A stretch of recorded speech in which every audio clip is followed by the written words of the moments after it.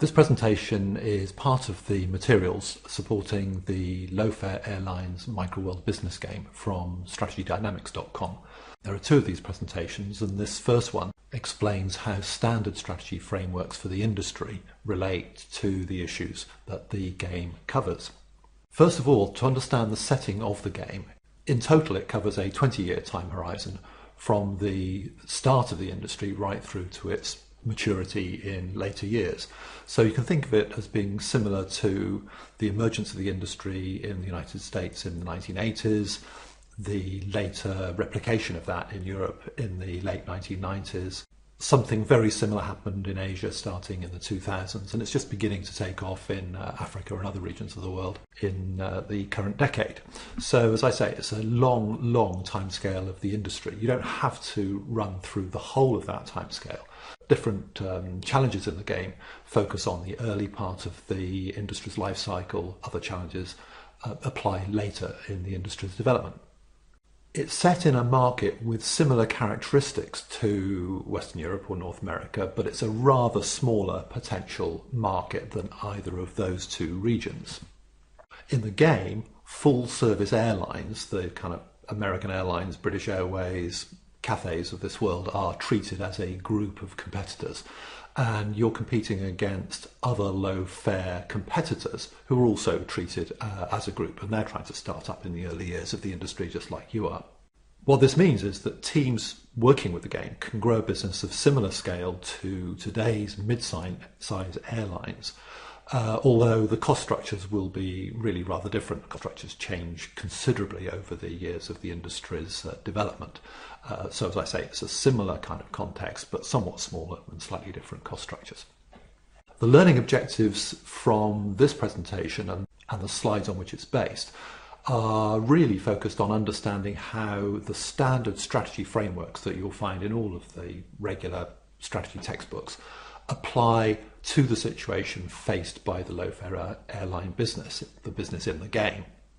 A lot of those frameworks are about understanding industry conditions, understanding competitive conditions in the market in which you're operating. And some other frameworks focus more on kind of firm-centered methods of thinking about strategy. So this slide set will cover a little of both of those. There will be some data in the slides that follow, and the data for these frameworks are taken from the game's own data. And one of the challenges built into the game is challenge 2, known as new competition. And this is very early indeed in the industry's development. And when you start the game, you can simply select this challenge from the opening menu, or if you want to open it later, just go to the File menu and choose Open Preset Challenge, and then just select this challenge from the list. So the standard strategy frameworks we're going to look at are, first of all, the value system of the industry. We're going to look at how competitive forces, the so-called 5 forces, operate in the industry and how they change from the early years to the later years of the industry's life. We're going to look at so-called PEST analysis, political, economic, social and technological factors. And on the side where we look at firm-based frameworks, we're going to look at the value curve of a competitor in this industry, and we're going to think about the resources and capabilities that a firm in this industry, in particular the low-fare part of the industry, actually needs and where they come from and what they do. Taken together, those two things inform the choice that any company has to make about its strategic position relative to the customers in the industry and relative to other competitors who are trying to take the same opportunity. And you can think of strategic position in terms of who are we trying to serve, what are we trying to provide them with, and how are we going about doing it.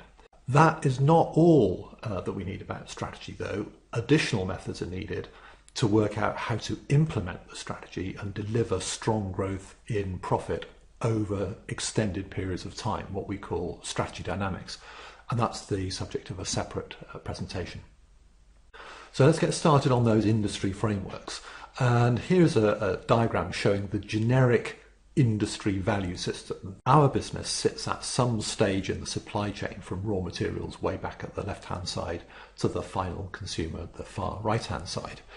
And the principle goes that every one of those stages in the industry's supply chain adds value to the goods and services it buys from the firms and suppliers at the previous stage of the chain. So whatever industry you're looking at, you need to think about and understand where that value-added structure comes from and how value is added at each stage of the chain. And when you've quantified that, you're basically breaking back the price that the end customer pays to figure out how much actually comes to us, how much do we pay to our suppliers, how much do they in turn pay on to the suppliers further up the supply chain. Now, in the case of an airline, the airline is actually dealing directly with the consumer, so it is actually the last organisation in this particular structure. So how does that work in the case of this airline, this industry? Well, we can get at this if we start with the cash flow of the business and figure out where that money goes. So this is a summary cash flow on the right-hand side, and it shows the revenues that the business is getting at a particular point in time, expressed in thousands of euros per month. We're looking at it at the end of a particular quarter, so that's the revenues at the top there. The lower part of that statement just summarises the kind of total costs of operating things day to day. There are big costs associated with leasing the aircraft and marketing decisions that we've made, and that gives us our total costs. Take those total costs away from the fair revenues, and that's a simple indicator of the monthly cash flow that the business is getting. There may be interest being paid or earned as well, but we're really concerned here mostly about this monthly cash flow from operations. So if we analyse what that means in terms of the money that a customer pays, for the price of the fare that the customer pays, based on €100 per seat, where does that money go? Well, €11.19 goes in airport charges, €8.68 goes in fuel, €5.44 goes in maintenance, and so on, right down to €25.46 going in the cost of leasing the aircraft that the airline uses. So the total costs add up to about €88.55, leaving a profit per seat sold of €11.45. Now, I must emphasise this is a particular cost structure for this business at this particular point in time. And what we're going to try to do is understand what that implies for the profitability of the industry as a whole. Where do those detailed costs come from? Well, there's an operating costs report in the game, and you can get at that by clicking on management reports and choosing operating costs from the menu. So those airport charges of €11.19 per seat sold come from airport charges across the whole business of €1.2 million per month. So we're dividing that total charge by the number of journeys you've sold, and that gives you the airport charges per seat sold. In practice, there are some other details that we're rather simplifying here. First of all, these airlines get revenue from other sources than simply from the fare. They sell food on the planes and they sell ground transportation and so on, but we've kind of included all of that in the fare received per seat. The other point I've made is that all of these values change considerably over time, both in the game and in reality.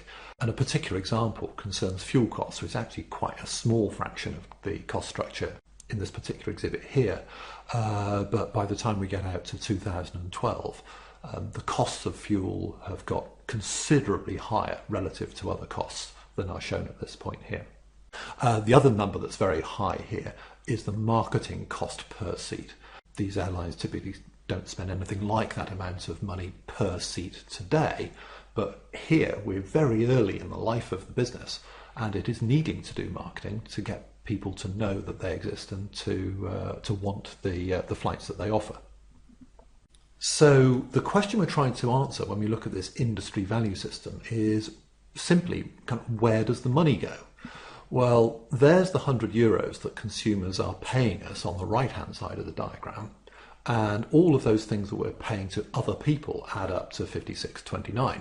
So the value added in the middle there is $43.71. So the airline's value added is the price paid by the consumer minus the costs that are paid back to suppliers further up the chain. Who are those suppliers and what do they get? Well, there is the list of the items we have paid to our suppliers. That's the amount paid to airports, there's the amount paid to fuel suppliers, and down the bottom there's a very large number being paid to the leasing companies that provide the aircraft. The route charges in the income statement are actually charges that you pay for air traffic control. If you're going to fly between cities, then you've got to pay the air traffic control network a fee for them to look after your aircraft for you up in the air. Small point, there might be some small rounding differences in these numbers, so don't expect them to reconcile exactly. The important principle that's going on here is that in the industry value system, businesses at each stage, whatever stage you are at in the industry, you try constantly to do two things. You try to get your costs down, either the cost that you incur internally or the cost you pay to people upstream of you, and you try to persuade those people downstream to the right of you to either buy more, fly with my airline more often, or pay more, pay me more for each seat than rather than less. Now, it's not quite as clean a distinction as we're making out here, because some costs may be bought in or they may be internal. Some companies, for example, may employ their own maintenance staff, or you may contract out the provision of maintenance to a third-party supplier. We can also split out the value system further back upstream. So the amount we pay to airports is not all profit to the airport. The airport themselves has got to buy services and it's got to incur its own internal costs. And the leasing companies, of course, buy those aircraft from the aircraft makers.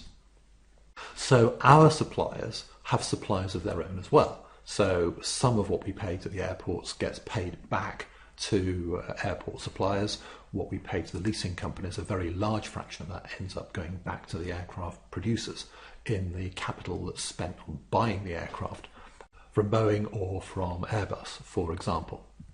Things look somewhat different if an airline buys aircraft rather than leasing them.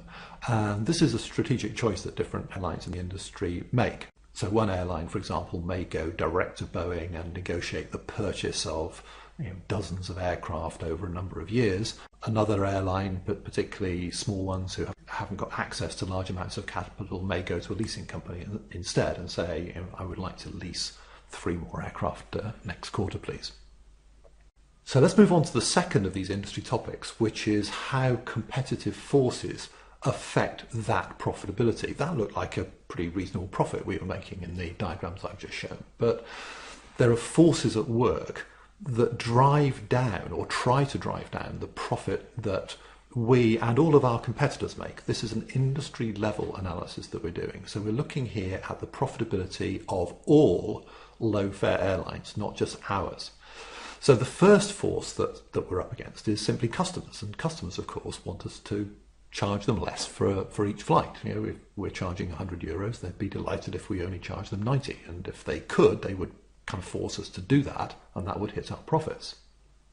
Suppliers can take our profitability away if they control something that's important to us, and the big example here is the major airports.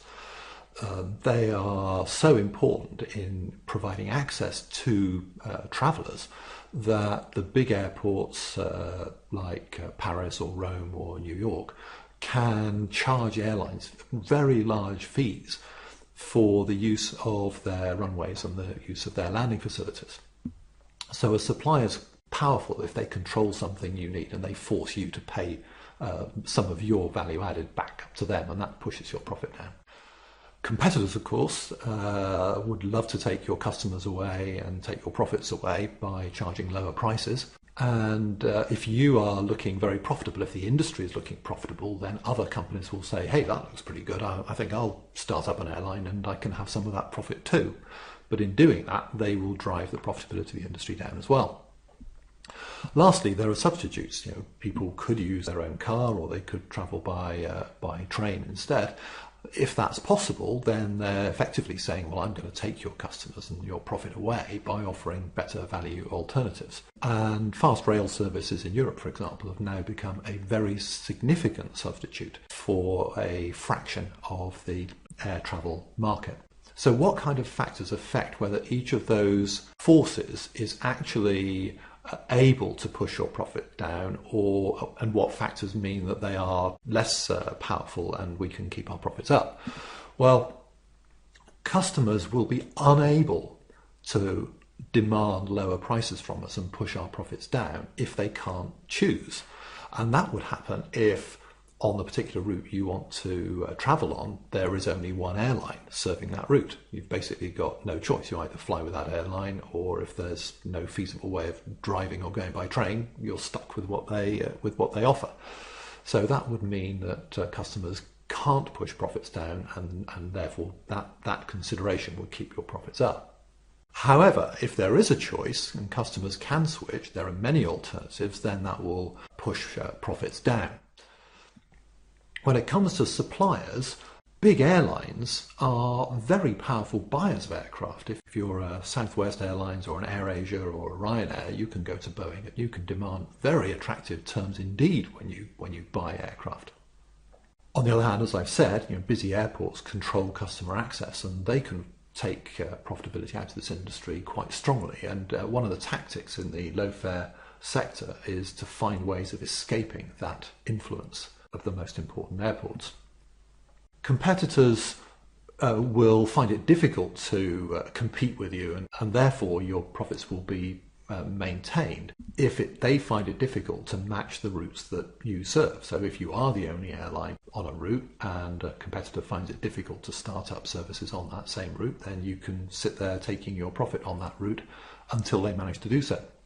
On the other hand, cutting price is desperately easy these days, and the web services people use for looking for the most attractive price make price comparisons so easy that competitors can very readily take your profits away from you. New entrants will find it hard to discover routes where there is both worthwhile business to be had and routes that are not actually already well served. So if you have used up the potential on a route already, then new entrants will find it quite hard to get into that route and take your customers away from you. On the other hand, all the other resources are dead easy to get. There are now lots of airports you can fly to, you can easily get hold of aircraft, you can easily hire staff and pilots and so on. So that would mean that new entrants would actually have a substantial effect pushing our profits down.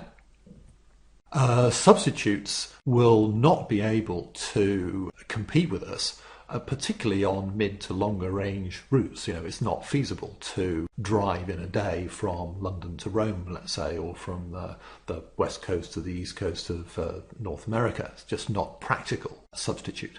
So on those kinds of routes, those substitutes really won't be able to have any significant impact on your profitability. On the other hand, as I mentioned, these fast rail alternatives are now growing and becoming very real competitors to low-fare airlines on an increasing fraction of the routes in a number of different markets.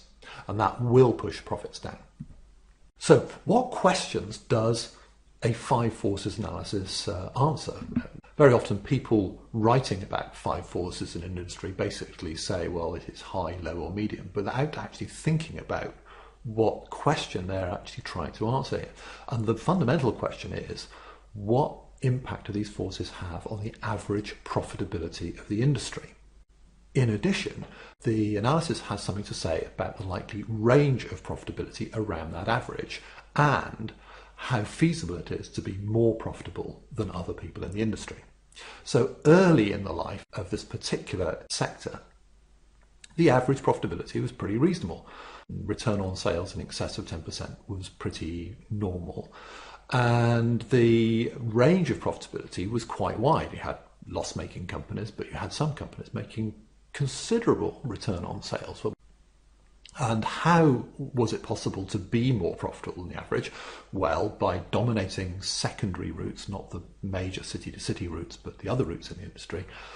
Use low-cost airports instead of going to the dominant airports in a city. price low to fill the seats, and then you get real economies of scale. And that enabled all kinds of companies to generate well over 15% return on sales. Just a side comment here. You might think that return on invested capital is more relevant. Indeed, we would need to think very carefully about what we mean by profitability. But the reason we're just using return on sales as an indicator here is that that's a comparable measure between airlines that choose to lease aircraft on the one hand compared with airlines who buy aircraft as the alternative. So let's just illustrate that, what we mean by those principles. And this chart this is not real data. This is an illustrative picture showing the range and the distribution of profitability for different competitors in the industry. So the height of each block is the revenue of the particular company, and where they sit on the horizontal scale is which profitability band they sit in. So the kind of slightly brighter yellow example there is the largest company in the industry, and it's achieving profitability between 15 and 20%. So early in the industry's life, we've got maybe a few small and unprofitable companies. We've got a number of also small and low profit companies. We might have one very profitable but somewhat smaller company. But we're in a great place. If we are the brighter yellow example there, we're more profitable than average and we're big. So the actual quantity of profit we're making is huge. How do the strength of these competitive forces look early in the life of the sector? Well, a competitive force is strong if two conditions are true. First of all, does this stakeholder have the power to cut our margin? And secondly, does it have an incentive to do so? So how much do they press down on our profitability? Well, early in the life of the low-fare sector, customers, they've got quite some incentive because an air flight is actually quite a big purchase. So they would like to be able to demand lower prices from us. But so long as we are the only operator or one of very few, they haven't got that much power. So the impact is not really so great. Early in the life, once again, there are very few competitors and they haven't got much power to compete away our profits because we are operating on routes of our own and they simply aren't there. They haven't got much incentive either because they quite like the profitability that arises from having not too many competitors around. So they'll be hesitating to consider whether they should jump into your route and charge 20 euros less or not. So that force too is not ever so strong.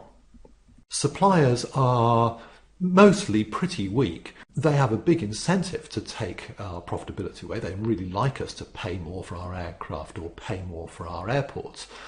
But these low-fare airlines have figured out that they don't have to go to the big airports. There are lots and lots of secondary airports around, and that means that they basically don't have to pay very large amounts for landing charges and handling charges anyway. So to the airports and to the aircraft manufacturers, each one of these few fast-growing early low-fare airlines is a really important customer. So they've got very little ability to drive down our profitability by asking us for high prices. New entrants, well, they have a huge incentive because they can see how profitable this industry is, and they have the power to do so. It's easy to enter. Many competitors want to, and as soon as this industry starts going, this force really starts to have an impact. Substitutes, well, they haven't got much power to impact on us. They haven't got much incentive to either. It's not easy for a rail service to cut its fares substantially to compete with these low-fare airlines. So there are few alternatives for all but the shortest routes, and those substitutes don't have much power. So overall, the impact of these forces is really rather weak. But the strength of those competitive forces changes. And the answers from doing this analysis will be very different in later years as the industry matures. There'll be many more competitors, much more choice for customers, low-cost airports and viable routes where it might be profitable to operate will have been taken either by ourselves or by our competitors. And in addition, The low-fare sector is getting very significant relative to the full-service airlines, and they are fighting like heck to hold on to their customers and to keep their profitability. As a result, average profitability will be lower, there'll be less variance in that profitability, and it will be harder to stay more profitable than average. So later in the industry life, we're looking at low return on sales, we're looking at narrow distribution between different competitors, and with more shared routes, low-cost airports mostly taken, low prices for everybody, it's just very hard to sustain a high profitability level. And I'll give you some real-world data in just a moment to illustrate this change. So if we look at this illustrative profitability distribution later in the industry's life, it now looks very different indeed. You'll see it's all been kind of squished over to the left. The industry in total is much larger than in the early years. And at the bottom end, we've got some very unprofitable competitors, but they just keep falling out of the industry all the time because they can't keep going at that loss-making rate. There are many other low-profit or loss-making airlines really kind of struggling to stay alive at all. It's become impossible to sustain the highest profitability levels over on the right. And we've grown a lot, but with quite a lot less profitability than we were able to maintain before. How have those forces changed? Well, the blue parts of the diagram at the bottom show exactly what has changed, and pretty much all of it has changed. Customers now have much more power than they did before because there's a big choice on almost all the routes they might want to fly. Competitors are much more numerous, and now they're desperate for sales. They're not in a position where they can say, well, I'd rather just hang on to my nice high profit level. That's just not an option any longer. Suppliers have actually got a bit more power than they had before because there are more of our competitors to sell to. So if we're not going to pay them a good price for aircraft or the airports, then they'll get a good price from one of our competitors. New entrants have actually got a little bit less powerful simply because it's got much harder to enter and it's got less attractive to do so. So both the power and the incentive has dropped. Substitutes are still pretty limited, but they're getting increasingly significant. The fast rail sector in Europe today is larger than the largest of the low-fare airline operators, so it is effectively a major competitor in its own right to the airline industry. So here's just some real-world data that illustrates some of the points that have come out of this industry forces analysis. This is real-world data on the startup and exit of European low-fare airlines. So you can see back in 2000, there were 24 airlines that might have been loosely described as low-fare operators. They weren't quite as defined as that at the time, but they broadly fall into that category. And you can see between 2000 and 2005, a large number of new airlines started up. If you look towards the later years, though, from 2003 through to 2006 in particular, there's a lot of failure going on. There's a lot of companies either failing completely and actually just going bankrupt, or else being acquired and merged with by more powerful competitors. If you look out to 2009, where we had a pretty horrible recession, then you can see that triggered another small wave of failures there. So that illustrates how entry and exit from the industry actually changed over that decade. And the source for this is from a case study I've done on the European low-fare airlines, which you can get from strategydynamics.com. All of that meant that the fragmentation of the industry changed a lot as well. If you look back in 1995, that's even before the previous chart, the top 10 low-fare competitors basically accounted for the whole of that sector. With more and more companies piling in, then the others category, that light blue block at the top, gets more and more significant until by the time you get out to 2009, the top 10 only account for about 70% of the industry. There's another 30% of the industry that's accounted for by other airlines. And which airline is in which position in this chart also changes. The top three pretty much stay the same, Ryanair, EasyJet and Air Berlin, but the others change position. Number 4 today becomes number 6 in 5 years' time, and number 7 today becomes number 4 in 5 years' time. So that just shows how the industry has become very fragmented up to 2005 and has basically stayed fragmented since that time. Now, I mentioned that a consequence of this change in competitive conditions is that it presses down on industry profitability and reduces the variance in profitability between different competitors. Now, unfortunately, most low-fare airlines are not quoted companies and they do not report full income statement details.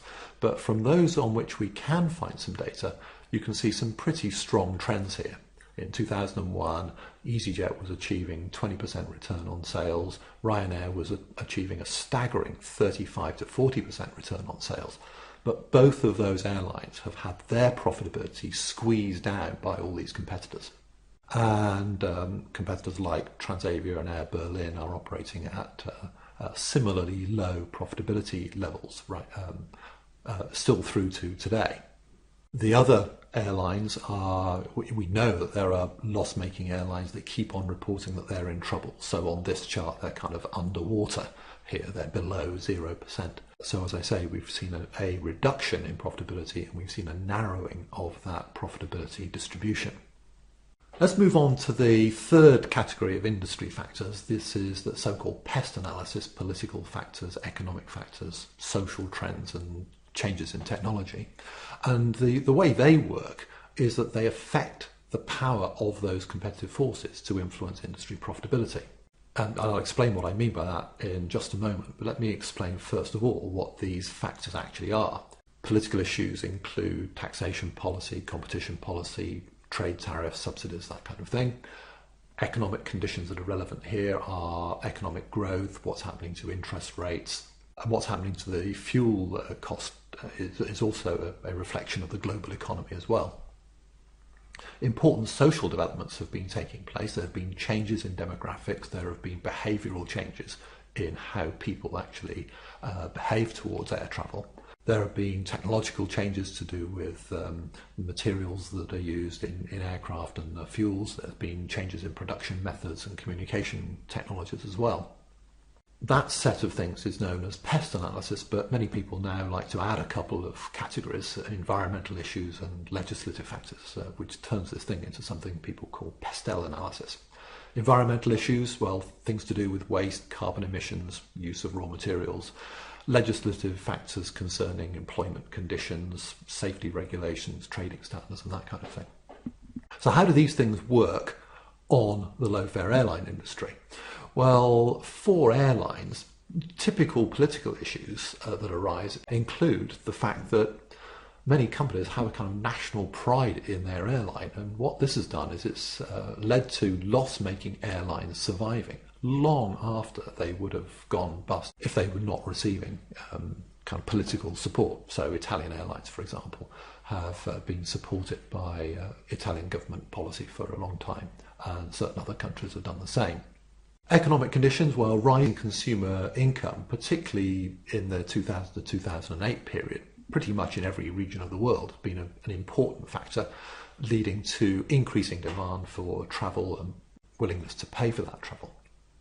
Social developments, we're seeing an ageing population with more leisure, and that again has led to increasing demand for travel. On the technological front, it's really quite surprising how aircraft manufacturers continue to be able to find ways of making aircraft cheaper and much more efficient, both to build and to operate. And that has led to much more capacity at ever lower cost for the airlines. On environmental issues, there have been big issues about the contribution that airlines make to carbon emissions worldwide.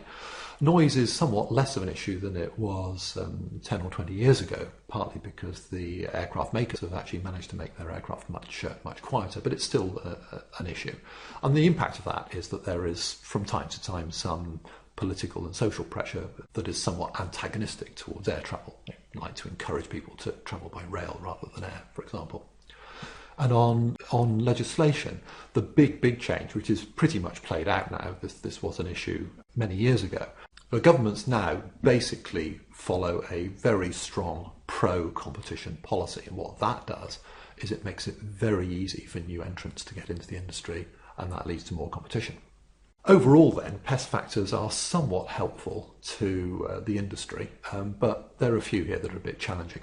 And it's worth mentioning that if you're doing this analysis on this industry or any other, you should quantify these factors. How much growth in consumer income is actually taking place or likely to take place in your industry? What fraction of that income will people be spending on travel? How many older adults will there be, for example, wanting how much extra travel? By how much will the cost of operating an aircraft get driven down by improvements in technology?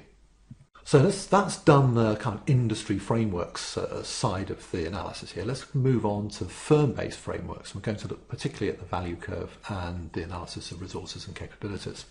Now, the value curve from Kim and Moborn is outlined in this article in Harvard Business Review, and it's been developed substantially since that was published.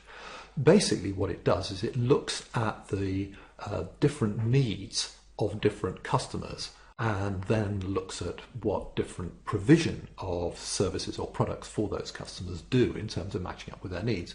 And the big insight with the LoFare Airlines is that there's a huge difference between the travel needs of executives who are going to meetings and the travel needs of low to mid-income people going on a holiday or just going to visit friends.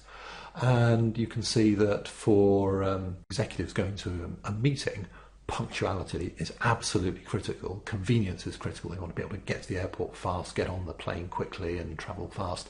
They put a high premium on comfort. They want to be able to change their flight bookings and be very flexible. Really none of which matter very much to people going on a low-cost vacation at all. The things that matter to them are, is it a really, really low cost? And can I go to where I want to go? Because there are so many people wanting to go to lots and lots of places, they expect a wide range of destinations to be offered. So the peaks for the vacationers are in very different places than the peaks of requirements for those executives. But this picture changes too. Because the low-fare industry started offering a service that pretty well matches the needs of those low-income travellers, then it turned out that those needs were rather similar to some other groups for other purposes. So, for example, we've now got older couples, that's the red chart series here, who are looking for short breaks, maybe just a long weekend somewhere. They're not going for a 2-week vacation or going to stay with friends over the Thanksgiving or Christmas vacation break. They're just going away for a weekend. And another category, quite surprising category that's emerged, is that because air travel has become so cheap between so many places, ordinary employees are now using these low-fare airlines effectively to commute. In the UK, for example, in the late 2000s, there were many people from Poland commuting on a weekly basis from Poland to the UK to work and then going back to Poland again for the weekend. So by fulfilling the needs of the first group, those low to mid-income couples wanting a vacation, the low-fare industry has actually developed and created market opportunities by offering these affordable fares for these other groups. So that's what the customer groups want for different purposes. How do different types of airlines compare on how well they fulfill that? Well, if you look at what full-service airlines offer, they really didn't go anywhere near meeting the needs for very affordable travel on the left-hand side of this picture. So they were never going to capture those low-cost oriented vacationers.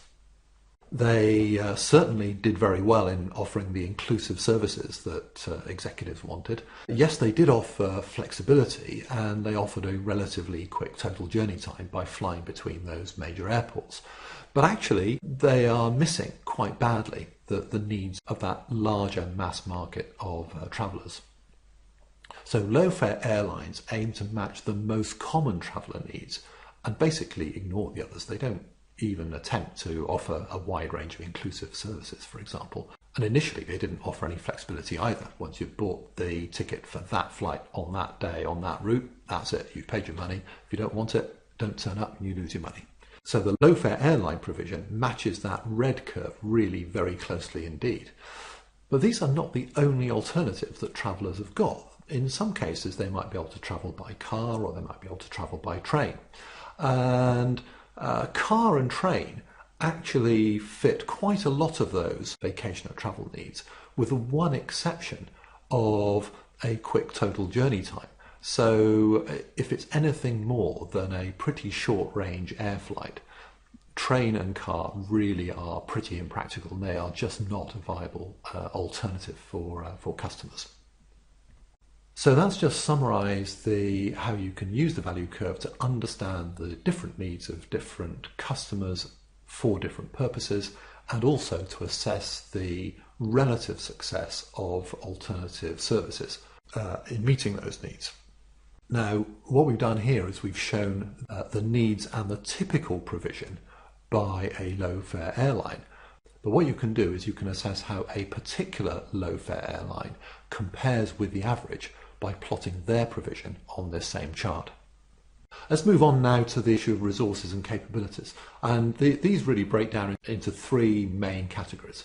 There are simple, tangible things that you can touch and feel and count, and they are the items that drive sales and costs and enable the business to function. I'll say something about what those are in just a moment. There are intangible resources, hard to detect factors that are important to performance, and they typically relate to data or information, the quality of the tangible resources you've got, and some of them concern the state of mind of key groups. How do staff feel, how do customers feel, that kind of thing. And lastly, we've got capabilities, activities that the organisation is good at doing, which is somewhat in contrast to resources, which are useful things that we have. But capabilities are very important because they are essential in order for an organisation to develop and sustain the resources it needs. And there's much more to say about these, and that's explained particularly in the last couple of chapters of my book, Strategic Management Dynamics from Wiley, and also on the rather shorter Kindle edition, Strategy Dynamics Essentials. So what are tangible resources for an airline? Well, they're really quite simple things. They are customers who drive demand, they are staff, they are the product range, and the product range for an airline is routes, and they are the physical capacity, and the physical capacity consists of the aircraft and the seats on those aircraft. So the values there in the blue column are actually the data from that new competition challenge in the low-fare airline game, and you can find that challenge either on starting up the game or go to File, Open Preset Challenge, and it will open up with an airline that has got those values in that column. And you can, in fact, find pretty much all of these numbers for real airlines. If you look at the report and accounts of Southwest or Ryanair, for example, you will find these and other tangible resource items actually quantified. The exception is customers. They don't report customers, they report passenger journeys, which is not the same thing. Customers is the number of people. Passenger journeys is the number of people multiplied by how often they fly. Just a few points to make about this. First of all, nearly all sales for these or any other airline come from repeat customers. So thinking in terms of a customer base for an airline is a perfectly valid thing to do. The number of staff typically will just increase almost automatically with growth in the number of aircraft that they have to operate and the number of customers who fly on those aircraft. More routes are important because not only do they appeal to customers more, so customers are more likely to want to travel with you, but simply opening a route makes it possible for new potential customers to arise who didn't exist before. And it's important to note that one item missing from this list is cash, which is a critical resource, and that is added to by the monthly cash flow for the business. Moving on to the intangible factors, well, it's important not only to have customers, but we want high quality customers. And what we mean by high quality customers is that they travel quite a lot. And at the point that this game starts, they travel about once per year on average. Now that can change. We'd like them to travel more often than that. Another intangible that's important is service quality, which we might measure with punctuality. And that's in fine shape as we start this game. That's a rating of 1 out of 1, or 10 out of 10 if you like, and our target would be to stay there. And if we're going to grow this business, we're going to want to increase the number of routes we offer. The choice of destinations is the intangible factor here. That's indicated by the number of routes that the average customer can choose from. So we want customers who fly with us more often. It's important to note that there may be other aspects of service quality as well. It's not just about punctuality. And in practice, what you do is you ask customers what they value and how well you do it. Measurement systems for intangibles vary, such as 1 to 5 star ratings or 1 to 10 ratings. And in this particular case, we're saying that a figure of 1.0 means this is perfect. And it's important to remember that customers' perceptions of quality may not match an objective rating. Moving on to capabilities, what are the things that an airline has to be good at doing? Well, they do have to be good at marketing, of course, to help them win customers, but they also have to be good at staff management. They have to be good at hiring the staff they need at the rate they need them. They need to motivate them and reward them in such a way that they keep staff turnover from being too high. A critical capability, particularly in the early years of the industry, is the ability to expand that route network. So how many new routes can we open each month? And are we good at finding good quality routes? Do we find routes where there are lots of new potential customers, or do we fail in that and find routes that actually people don't really want to fly on very much? Another capability is the ability to actually expand our capacity. How good are we at taking on new aircraft and getting them into operation very fast and efficiently? In reality, of course, capabilities increase as the activity is repeated, and that's essentially what we call organisational learning. Airlines like Southwest or Ryanair are awesomely good now at identifying and opening new routes that they can serve, simply because they've done it hundreds of times before. It's important to note that marketing capability may not be that easy to detect because customers also come from opening new routes as well as from marketing. And because customers can also be lost, net growth of customers isn't actually a particularly good indicator of marketing capability. You need to identify separately the new customers who you are winning. You might be losing them for other reasons that are nothing to do with how good you are at marketing. And as I've said, simply adding routes isn't enough. We want routes that bring lots of customers. Just a side comment here, these are important factors in practice. In the game itself, however, these capabilities are all assumed to be basically okay. We haven't got this learning mechanism going on. So there's the standard industry frameworks, there is the firm-based frameworks, the value curve, resources and capabilities. They inform our choice of the strategic position, who to serve with what and how. That, though, is not enough to deliver success. You also have to make it happen, and that involves implementation, and that's what we go on to talk about in the strategy dynamics presentation that goes with this game. Thank you very much for listening to this presentation. I do encourage you to go and explore what the LoFare Airline game has to offer, and also take a look at that European LoFare Airline case study.